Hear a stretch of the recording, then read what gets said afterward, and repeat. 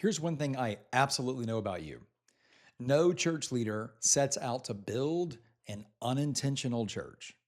I mean, you didn't wake up hoping that your church would drift off into some unsystematic, old, ancient modeled space. You didn't plan for inconsistent discipleship. You didn't hope and pray for that. You didn't design for stalled momentum. No pastor does that. And yet, in so many churches, those things happen frequently, but also they happen very subtly, very quietly. Most churches that I work with are not struggling because the pastor lacks effort, right? The pastors I work with are growth minded. And I don't mean attendance growth minded, they are mission growth minded, discipleship growth minded. I mean, they are sharp and they are unwilling to just kind of get by, right? But if if a ministry model, whatever ministry model you have, if it goes unevaluated for too long, stagnation is about the only option. And here's why this happens. Every ministry model was created in a moment for that moment. You think about this. Every ministry model that has ever been created was created in a moment in time to serve the people in that moment in time. And one thing we know for sure is that moments migrate. There is no such thing as a moment in time that did not change over time. And so as things shift, as culture evolves, good grief, sometimes we bump into things like 2020 that just puts fuel on the transformation, right? So as we have these moments where the moment shifts, the moment migrates, our model becomes a little bit more antiquated. In fact, the day that your model was created, the next day it became a little antiquated. Now, very minimally. Not even perceptual. You could even look under a microscope and see the change, but there was a little bit of change. And the next week, a little more, the next month, a little more. And for so many of us in the church space, we are running ministry models that were created in the 60s, the 70s, the 80s, the 90s. Think about how many churches are executing ministry models, discipleship pathways that were invented, designed before the internet was available. Now, I don't know if you can pinpoint when your ministry model was created. Some of you can, but if you're not sure if your model is old, if you're not sure that there is stagnation or not, well, here's kind of how it feels when that happens. Activity can be very high. Effort can really be high. But intention hasn't really been examined. And that's really where the pressure starts to build. Because this isn't about effort, it's about design. And here's something kind of important. The pressure in your church, it isn't emotional because it's model. And models are structural. It's structural. When people stall spiritually, like when engagement fluctuates, when volunteers just seem to be rotating in and out, that's rarely a motivation issue. It's a structural issue. It's an alignment issue. And here's just the reality. Churches drift when leaders get reactive. And reactive leaders aren't structurally they're not structurally, I don't want to say innovative, but they're not structurally intentional. And so what happens is we just start reacting, where we start reacting to moments instead of redesigning for the moment. And church leadership is just reactive by nature. And the reason is because the job of the church leader is very loud, right? Crisis just shows up all the time. Budget pressure just increases. Frustrated people are the ones who want meetings. No one has ever, I've been in ministry for 20 years. No one has ever asked to have a meeting with me just to tell me how great things are going. They want to meet with me because they're irritated, they're frustrated. Programs, need volunteers. And by the way, every 7 days, there is a major, and I don't want to use the word event, but it is, right? Our church services are events in the fact that lots of people are coming, there's parking to deal with, there's seating to deal with, there's a program element. We have that. We have to orchestrate it every 7 days. And if you are in that space, it feels like every 3 to 4 days, not 7 days. People naturally, solve what is loud. And church leadership can be very loud. But while you accidentally react and solve the loud things, you may not be designing for the important things. It's kind of like a conversation about what's important versus what's urgent. But in the church, urgency feels like the job. So everything can feel loud. So if you don't choose your strategy, your church just inherits one. It inherits an old one, or it inherits the one that is the loudest of all. And usually that inherited strategy looks something like this. Let's add another program because something is loud that we should solve. Let's expand the calendar. Now that's hard because there are 365 days in it. You can't expand the number of days or the number of hours. So you expand everything you're trying to squeeze into those hours and months. You just say yes, right, to a lot of good ideas. Your staff, your volunteers, they're full of good ideas. And so you just start saying yes to all of these things because in the moment, reactive leadership looks like the right thing to do. But here's the truth. More activity does not guarantee more movement. In many cases, more activity actually works against more movement. And you've heard me say this probably over and over if you listen or watch on YouTube or read the stuff on my site. Movement is the job. We are in the discipleship business, which means taking steps closer from where we are towards our Heavenly Father. So this entire thing, our business is about movement. So activity doesn't guarantee movement. Activity and movement are not the same thing. In a lot of cases, the more we try to do, the less steps, the less movement we actually have. So what is the reset for us? Well, I think this with some expertise in this, okay? I think this from leading in ministry for 20 years, working with hundreds and hundreds of churches now and seeing some really incredible things and seeing some churches that struggle, right? So what's the reset? Well, really what we need is a simple lens that we can evaluate from. And this is where what I call the 5 rights system really helps. The 5 rights is a framework, basically. Think of it this way. The 5 rights are the right person getting the right message at the right time in the right way that leads to the right next step. 5 rights. So the 5 rights helps churches like you, leaders like you, design discipleship engagement. That's really what it does. The 5 rights, getting the right person, getting the right message at the right time in the right way that leads to the right next step, again, steps of movement, those 5 things aligned together create a lens that helps you design discipleship engagement. Now, I don't want to break all of that down now. I talk about it all the time. You can read more at gavinadams.com, okay? But that framework might be what you're missing. So let me make it really practical based on those 5 rights. This week, I would love for you at some point this week or maybe this month, just to sit down and have a conversation with your team. And it begins with a question. When we think about the people in our church, the 5 rights, the right person is where we always begin. And the right person, this isn't an individual, it's a segment question.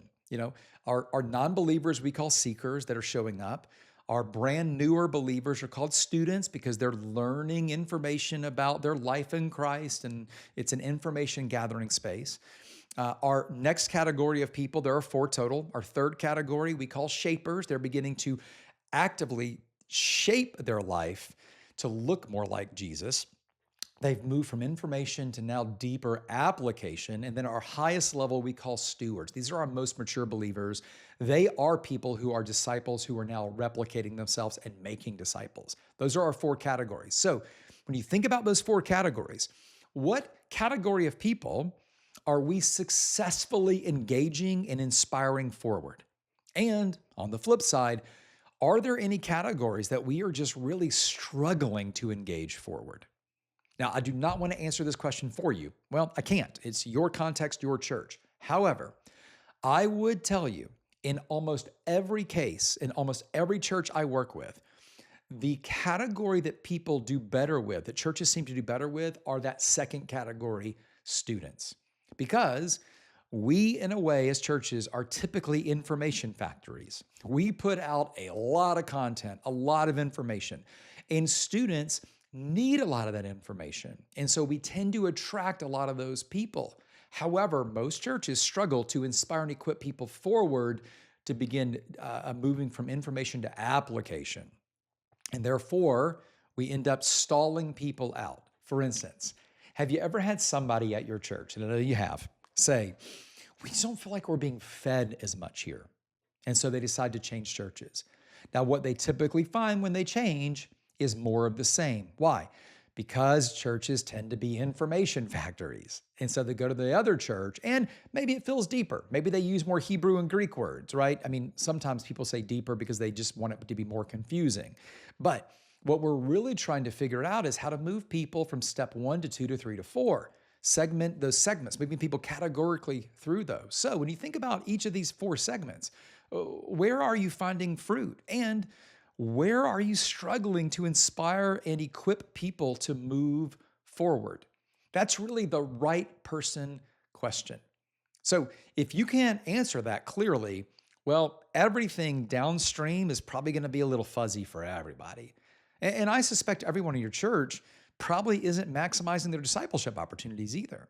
So I'm going to go through the rest of these really quick, not at that depth, but the right person is where we start. The next kind of question we have to talk through is the right message. So when we know who we're talking to, we can think about how to design what we want to say to them because we know where they are in their faith journey. So what kind of belief, the question here is really around belief. What belief shift must occur for this person to grow and take some next steps? The next belief is what really unlocks movement. So think about a curious person. They're a seeker. They don't really know what they believe yet, but they're curious about faith. They're curious about Jesus. It's why they're at your church today. Maybe they've become friends with a believer who attends your church and they've become curious about their life and the peace they seem to have and the way they live in their marriage or with their family or their workspace, whatever it may be. You know, they're curious, right? Well, what they need to do is believe something different because belief unlocks movement. They need to believe that Jesus is the answer to their biggest issue, which isn't family, right? Which isn't work, but sin and separation. So think about each of these categories for a minute, right? What belief shift must happen? And then you begin to design the messaging around that belief for that category. Then you got to evaluate the time, the right time. That's our third right. For instance, are your key asks happening in moments of clarity or moments of convenience for you? Like, is your calendar driving all of this stuff, or are the people in your church driving your decisions? You know, so often we launch groups based on the calendar, not on need. We got to evaluate that stuff because the right timing is their timing, not our convenience. The fourth thing is the way we do this. The method has to match the spiritual stage that we're targeting.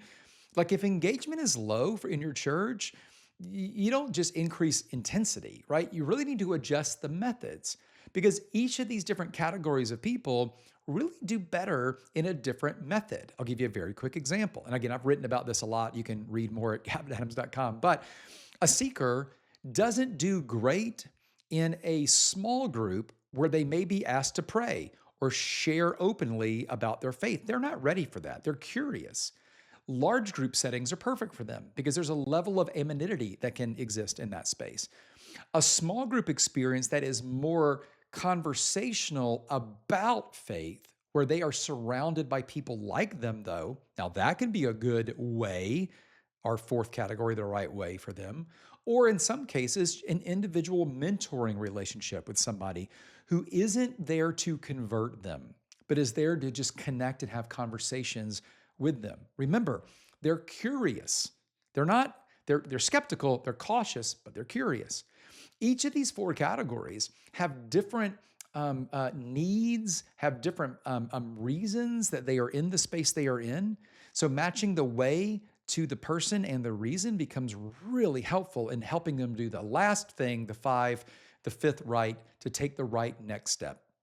If someone attends on a Sunday, is their next step singular, clear, and is it repeated for them? If not, they're going to stagnate, plateau, and they're eventually just going to go away. And they're not going to go away loudly. They're just going to disappear. You can't disciple people that you don't design for, right? So here's kind of like a plan. If you were to think through, what do we do with all this? Let me just give you some very simple things that you can think about. Let's say over the next 30 days, what would you do? Well, for the first week, I'd love for you to unpack the right people categories in your church. Again, I can help you with this. If you need it, email me or just go to my website. You can search 5 rights. I mean, it's everywhere. It's hard to miss. So look for the 5 rights, those 4 categories of right people. Get familiar with those because they are in your church. They are in every church, yours included. So that's week 1. Week 2 in your 30-day, your 1-month plan. I'd love for you to start thinking about defining the right message for each of these categories. Week 3, think about the timing and the way, right? The timing and the methods that you're offering. Is the timing that you're offering things for these individual categories based on your convenience, your church's calendar, or based on what's probably best for them? And is the way that you're offering it? Are you trying to force people into small groups that aren't really ready for small groups? Are you offering mentoring for people who aren't really mentoring people? Are there classes being offered which are perfect for students, but not necessarily what a steward needs? So think about the timing and the way, the method. And then the last week, week 4, implement something that you have learned that clearly moves people into a next step. And again, if you want to be aggressive, go for all 4 categories. But maybe you just start with seekers. And there's not a ton of those in your church, but there are some, I bet. I hope there are.